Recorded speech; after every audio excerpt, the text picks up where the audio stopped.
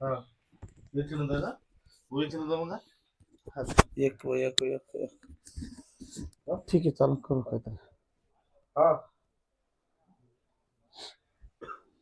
गजर वाढला का जो प्रभाग क्रमांक 9 से जो एमआईएम ने संधि दी है कैसा रहेगा आपका काम सगळ्यात प्रथम आपल्या न्यूजचं धन्यवाद करतो आणि या ठिकाणी प्रभाग क्रमांक 9 मध्ये बॅरिस्टर असुद्दीन ओवैसी साहेब आणि इम्तियाज अली साहेबांच्या आशीर्वादानं या ठिकाणी एक बौद्ध समाज एससी समाजाच्या कॅन्डिडेटला जी संधी दिली त्यापासून त्यांचं मनापासून धन्यवाद करतो.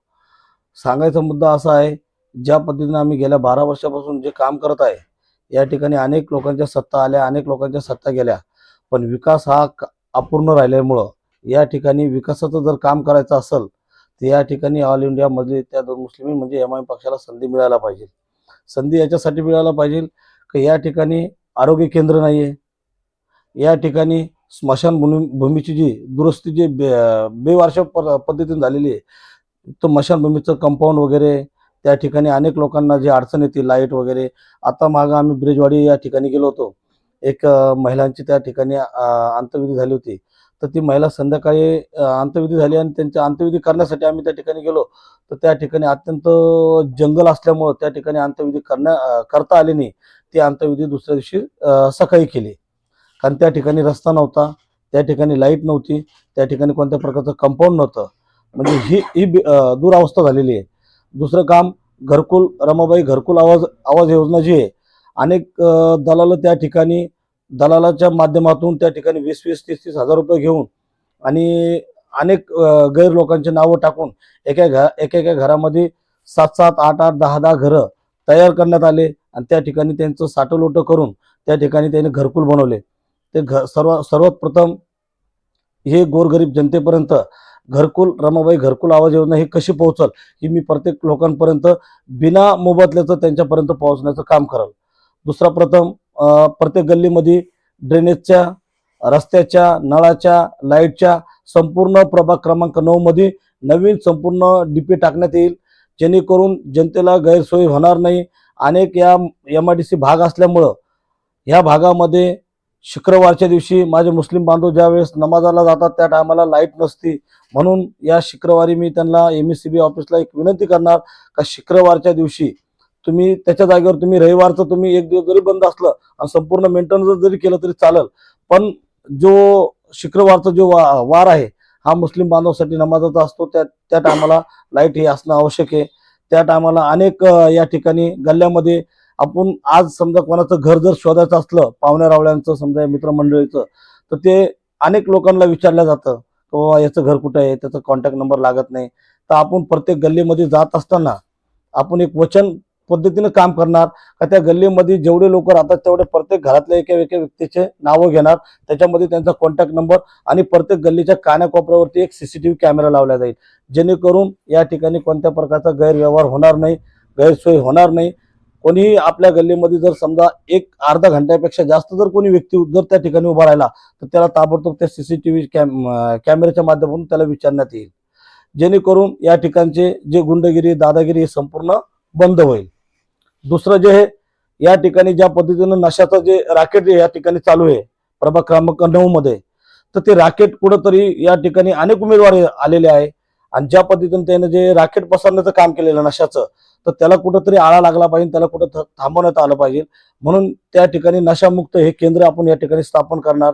त्यानंतर या ठिकाणी आपण प्रभाग क्रमांक 9 मध्ये अनेक भाग हा मागासलेला भाग आहे, त्या ठिकाणी आपण बौद्ध विहार असेल, समाज मंदिर असतील, अनेक मंदिर असतील, त्यांचे सभागृह आपण या ठिकाणी समजा रामाचं मंदिर असेल, विठ्ठल रुक्मिणीचं असेल, हनुमानाचं मंदिर असेल, या मस्जिदचं काम असेल, या समजा बौद्ध विहाराचे काम असतील, हे संपूर्ण डागडुगीचं काम आपण दुरुस्ती करून या नवीन बनवण्याचं काम या ठिकाणी आपण करणार आहे. त्यानंतर जे युवा पिढी आहे यांच्यासाठी पोलीस प्रशासन आणि कॅम्प्युटर सिस्टम हे संपूर्ण आपण त्या ठिकाणी करण्यात येईल, जेणेकरून तो 8वी पासूनच तो विद्यार्थी असा ट्रेन झाला पाहिजे का ज्या टायमाला तो 18 वर्षाचा या समजा 16.5 वर्षाचा ज्यावेळेस होईल तो मिलिटरीमध्ये कुठेतरी त्याचं सिलेक्शन झालं पाहिजे. त्यानंतर ज्यावेळेस तो 12वी पास झाल्याच्या नंतर तो पोलीस भरतीसाठी उभा राहिला पाहिजे, तर त्यासाठी त्याचं या ठिकाणी 800चा जो राऊंड आहे 800चा 400 मीटरचा लेडीजसाठी हा संपूर्ण त्या ठिकाणी गोळा घेतला जाईल, म्हणजे जेणेकरून तो भरतीसाठी परफेक्ट त्या ठिकाणी तयार करून त्या ठिकाणी त्याला पाठवण्यात येईल, म्हणजे त्याला तिथं त्या ठिकाणी गव्हर्नमेंट जॉब मिळेल, असं हे 100% या ठिकाणी आपण प्रशासनाच्या माध्यमातून आपण करणार आहे.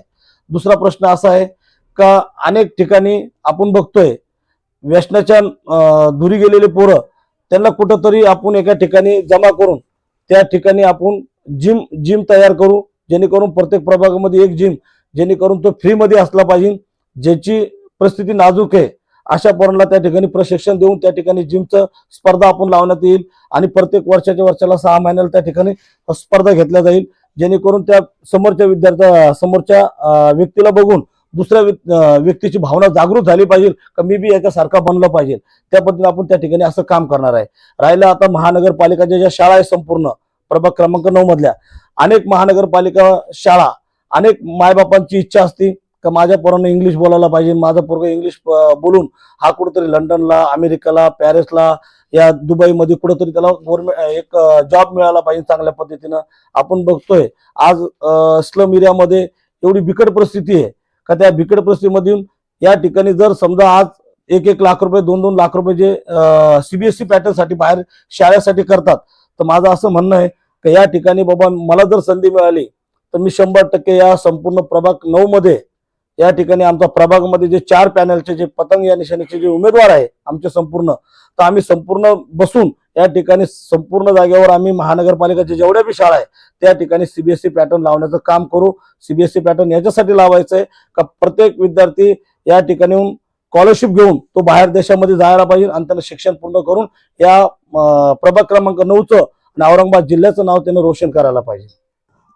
येणाऱ्या आपण प्रभाग क्रमांक 9 मध्ये सर्व मुस्लिम बांधवांसाठी या ठिकाणी शादीखाना, म्हणजे त्याला कोणत्याही प्रकारचे पैसे लागणार नाही आणि प्रत्येक वर्षाला आपण मिनिमम आमच्या प्रभागा 9 मध्ये जे गोरगरीब जनता आहे, ज्यांच्या पाठीमागं कोणाच्या पाठीमागं वडील नाही, कोणाच्या पाठीमागं आई नाही आहे, अशा गरीब कुटुंबांना त्या ठिकाणी त्यांचे मुली या कोणाचे लेकरं त्या ठिकाणी लग्नासाठी थांबलेले, त्यांना मुली भेटत नाही, वय निघून जातात आणि मग त्या ठिकाणी ते कुठंतरी वाईट वळणाला लागतात, म्हणून ते कुठंतरी थांबलं पाहिजे.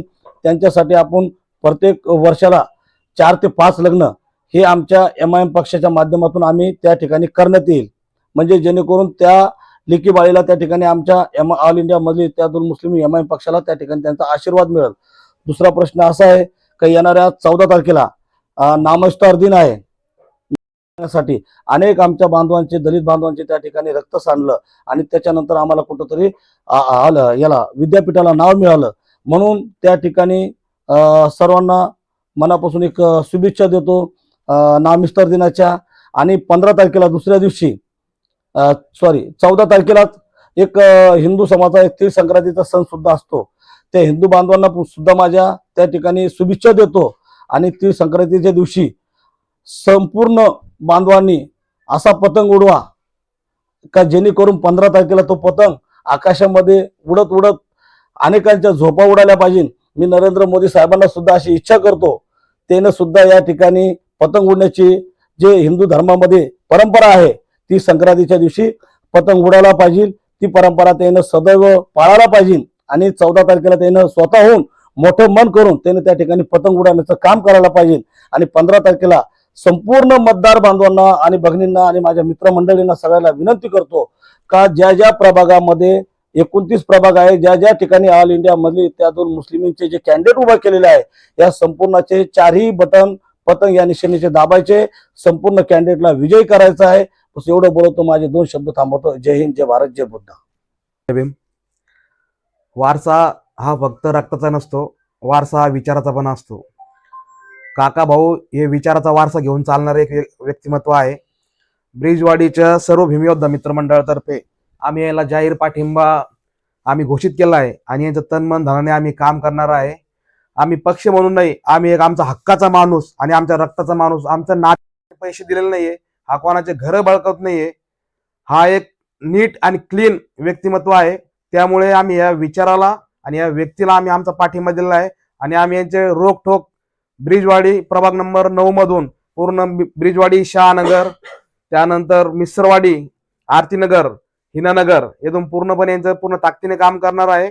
आणि यांना निवडून आणायची सर्व आमच्या भीमयोद्धा मित्रमंडळाची जबाबदारी आहे. जय भीम.